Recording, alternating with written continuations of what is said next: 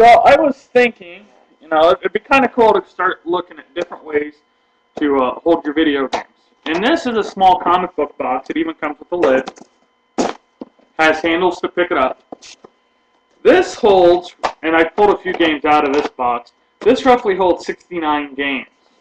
Now, I don't like it because it stacks up, and you can't really see any of the games here. But again, these boxes are great. They're acid. They have no acid in them, which discolors paper. I worked in a well, technically facility. It holds a lot of historical documents, and acid-free is always the best way to go. So these labels aren't going to fade because they're not in light. They're not going to fade. They're not going to look discolored because of acid leaching into them. These boxes are actually really cool, portable. Like I said, they hold 69 roughly. If you buy the longer boxes, you're going to hold about 140 if you squeeze them really tight. Also, you would need 5 long boxes and 1 short box to hold the complete 785 game library for the Super Nintendo.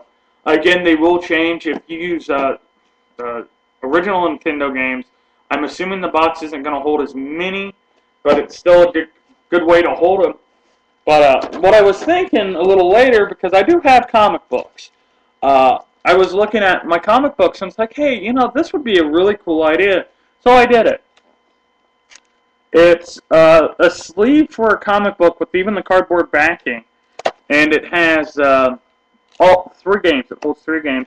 So roughly in that box, you're going to be able to fit 30 to 60 games, or 30 to about 40 to 50 games in this type of sleeves. I haven't done it completely, but I like the way this looks because even if you don't decide to use this in like comic book boxes and you want to display them, well, now all you need is a couple of tacks.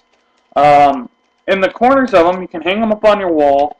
You can even overlap them so they don't look like they're coming apart. And then when you decide you want to play a game, boom, just pull it out. Simple, easy. You can even cut off the lip, but I'm going to keep that because I'm going to tape it up, like most comic books, tape it up behind it, and when I'm looking through my game collection, I can start pulling them out, and it's like, okay, I have Earthworm Jim here. Okay, I like that game. And, so you can pull it out, slip it back down. If you want to pick up another game, you pull it out. And plus, with that being sealed, you're not worrying about a lot of dust getting into your cards. Also, with this, tell you the truth how cheap this is. Comic book box costs you $3. The cardboard backing and plastic probably runs you another $10, but you're getting about 100 sheets of plastic and 100 sheets of cardboard. So, you're being able to hold 300 games for roughly $10 without buying a whole bunch of boxes, without buying the boxes, just with the bags. $10, you hold 300 games. With this box, you're roughly paying $50, but for storage, you just stack these things. It's beautiful how easily stored you can put them in. I apologize, I stumbled. But on the side of the box, you can write NES cards, SNES cards, Sega.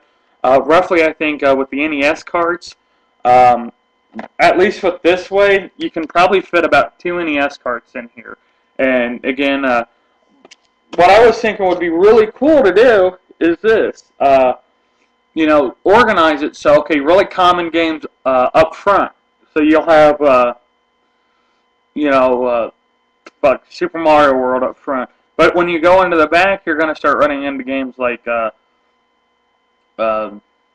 Contra, not Contra, I apologize. You're going to run into games like the 3-in-1 Ninja Gaiden, the